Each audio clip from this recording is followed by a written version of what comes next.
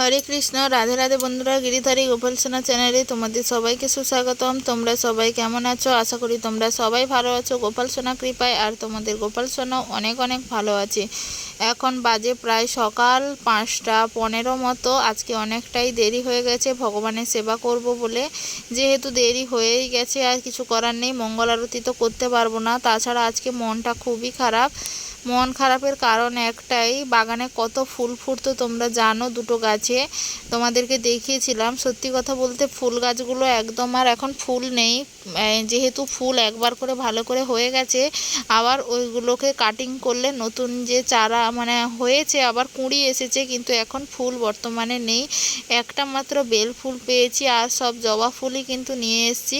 জবা ফুল যে ভগবানকে দেওয়া যায় না এমন নয়, ভগবানকে আসলে সুগন্ধি ফুলই দিতে হয়।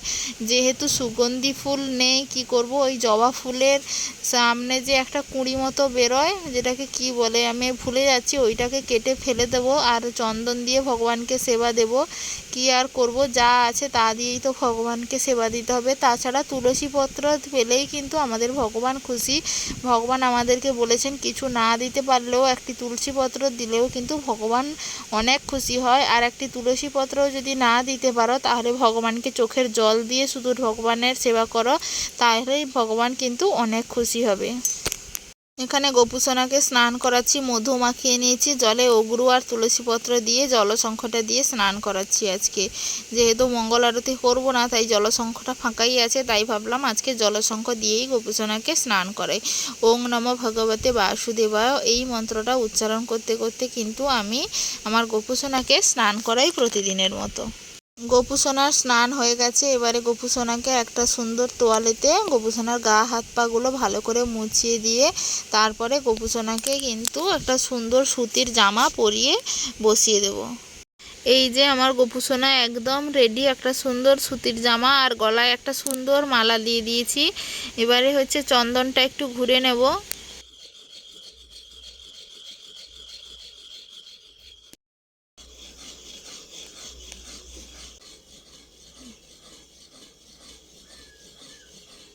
সমস্ত ভগবানদের কিন্তু তুলসী, চন্দন, ফুল সব কিছুই দিয়ে দিয়েছি। এবারে ধূপ আর প্রদীপ দিয়ে গোপুসোনা আর সমস্ত ভগবানদের আরতিটা করে ফেলি।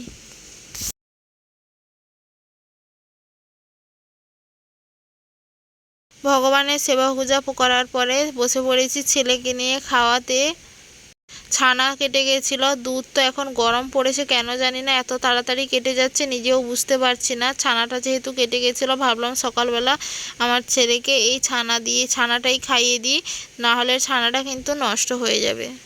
আর ছোট বাচ্চা খাওয়াতে কিন্তু অনেক সময় লাগে, অনেক দুষ্টুমি, আদর, অনেক বকাঝকা সব কিছু মিলিয়ে মিশিয়ে একটা বাচ্চা সামলানো, একটা ছোট দুরন্ত বাচ্চাকে সামলাতে যে কী অবস্থা হয় মায়েদের, সেটা প্রতিটা মায়েরাই জানে।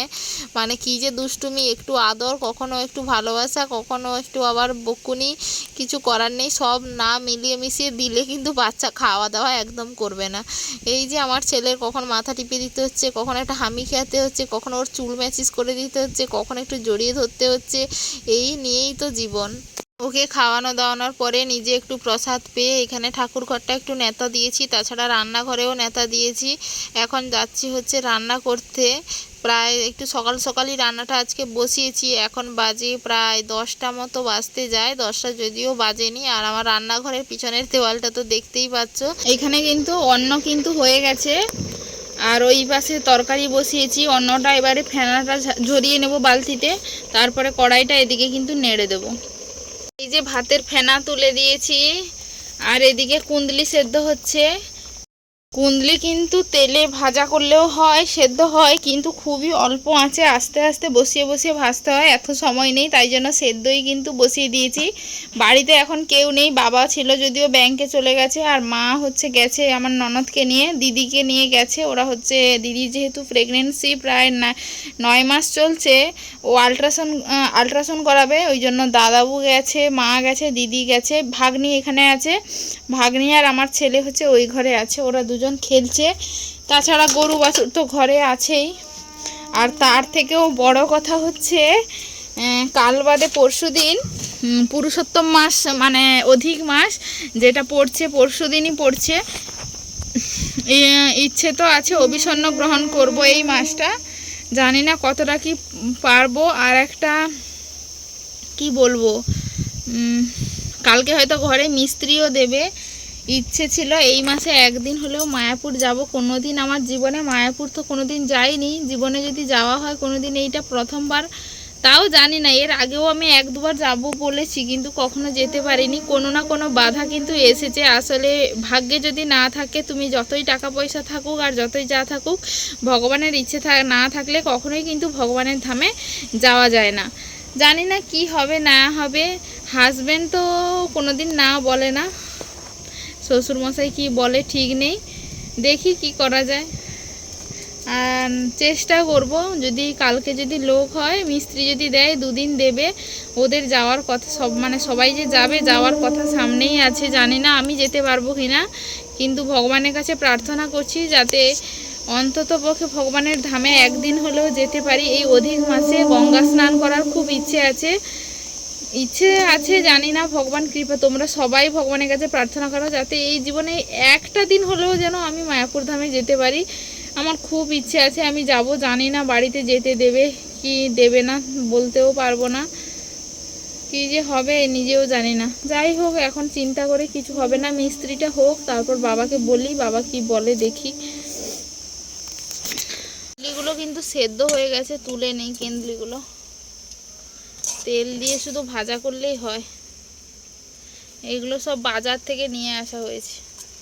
এখন বাগানে কোনো সবজি টবজি নেই। এই ঝিঙে গাছে ঝিঙেগুলো হওয়া সবে আরম্ভ হয়েছে, আর ওই পুঁই শাকই আছে। উচ্ছে 2-4টে হয়, না হওয়ার মতো, মানে যেটা হয় ঘরে সেরকম হয় না।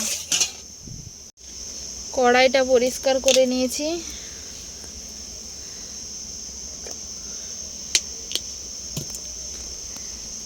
এই যে এখানে অনেক সবজি বানানো আছে। এখানে পটল বানানো আছে 2 রকম ভাবে। একটা পটল, এই পটলগুলো হচ্ছে লম্বা লম্বা করে বানিয়েছি, এগুলো ভাজা করব। আর এইগুলো কিন্তু আলু দিয়ে ঝোল করব। 3 জনই প্রসাদ পাবো। আর দিদি, মা, আরও সবাই হোটেলে খেয়ে আসবে বলেছে। বাড়িতে এলে খাবে না বলে দিয়েছে, তাই 3 জনের জন্যই রান্না করব। আর এই সমস্ত সবজিগুলো হয়তো আজ আর কালকে হয়তো দেখি, কালকে দেখা যাক কি হয়। কালকে এইগুলো প্রসাদ কবে থেকে অভিসন্নটা গ্রহণ করব বুঝতে পারছি না, কাল না পরশু দিন থেকে করব বুঝতে পারছি না। যদি কালকে যদি অভিসন্ন গ্রহণ করি, তাহলে আজকেই এই সবজিগুলো কিন্তু লাস্ট, মানে প্রসাদ পাওয়া হবে, গোপুসোনাকে ভোগও লাগানো হবে আর প্রসাদও পাওয়া হবে। ভগবানের জন্য কোনো নিয়ম নেই, যেহেতু আমরা যেটা ভোগ লাগাই সেটা আমাদের প্রসাদ পেতে হয়, তাই জন্যই কিন্তু আমরা যেইটা খাই সেটাই প্রসাদ লাগাই। এই সমস্ত সবজিগুলো হয়তো, মানে পটল তো খাওয়াই যাবে না, মটরশুঁটি, গাজর, তারপর বিনস, মূলা, এই সমস্ত সবজি কিন্তু প্রায় সবজি বলতে গেলে শুধু এই আলু, কাঁচকলা, মিষ্টি আলু, এইগুলো, ফুলকপি। আর এখন তো ফুলকপি বাজারে পাওয়াই যায় না, বাদ দাও। আর যদিও দাম, মানে পাওয়া হয়তো যাবে এক আধটা, সে দাম আকাশ ছোঁয়া, ওইগুলো কেনার মতো ক্ষমতা আমাদের নেই। ওই ঘরে আতপ চাল আছে, আতপ চাল আর মুগ ডাল মিশিয়ে অভিসন্ন বানিয়ে প্রসাদ পেয়ে নেবো দুবেলা। একবেলা সত্যি কথা বলতে পারবো না, ছোট বাচ্চা নিয়ে ঘর সংসারে প্রচুর কাজকর্ম। এই যে মিস্ত্রি হলে এত খাটাখাটনি পারবো না, তাই দুবেলা অভিসন্ন গ্রহণ কিন্তু করব ভেবেছি, একবেলা পারবো না। যার শরীর যেমন চাইবে তেমনই করতে পারো, মানে কি বলবো, অতিরিক্ত কঠোর তপস্যা করার পর যদি মানে ভজনটাই না ঠিকঠাক হলো, মানে বিছানায় সারাদিন শুয়ে থাকতে হলো, ওই রকম তপস্যা করে কোনো লাভ নেই, আর ওই রকম নিয়ম করেও কোনো লাভ নেই। আমি মনে করি সুস্থ থেকে ভগবানের সেবা, ভগবানের নাম জপ যেভাবে করা যায় সেইটাই তোমার শরীরের জন্য করা ভালো। যারা আমিষ খাও তারা মানে চেষ্টা করবে এই একটা মাস অন্তত ভগবানকে ভোগ লাগিয়ে প্রসাদ পাওয়ার জন্য। যাই হোক, চলো রান্না বান্নাগুলো করে ফেলি। পটলগুলো ভেজে নিই।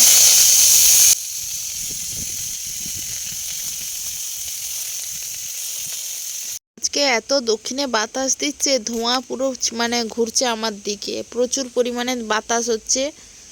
পটলে লবণ আর হলুদটা দিয়ে ভালো করে একটু মানে নেড়ে নেই, যাতে এক্সট্রা যে জলটা শুষে নেয়, তারপরেই কিন্তু তেল দেব।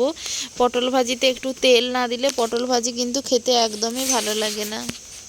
আর আমার তো পটলের বীজ না হলে সেই পটল একদমই ভালো লাগে না। এই পটলগুলো খুব বেশ বড় বড় ছিল, কিন্তু সত্যি কথা বলতে বীজ তেমন শক্ত হয়নি। মানে কি বলবো, ভেবেছিলাম বড় বড় পটল হয়তো বীজগুলোও বেশ ভালো হয়েছে, মোটা মোটা হয়েছে, যাতে মানে এক একটা কামড় দিলে যাতে কি বলতো আওয়াজ হয়, ওই রকম পটলটাই খেতে আমার ভালো লাগে, নরম পটল ভালো লাগে না। পটল ভাজা হয়ে যেতে এখানে একটা ছোট উচ্ছে ছিল, নষ্ট হয়ে যাবে তাই জন্য একটা উচ্ছে ছিল গোপুসোনার জন্য, কিন্তু এখানে ভেজে ফেলছি একটা উচ্ছে, তাড়াতাড়ি হয়ে যাবে, তেলটা বেশি আছে যেহেতু। আর এই যে পটল ভাজা হয়ে, এই যে কুন্দলি ভাজা হয়ে গেছে। আর এখানে পটল আর আলু ভাজছি, এত বাতাস দিচ্ছে, দক্ষিণের বাতাস। মশলা করে রেখেছি, দিয়ে দেবো।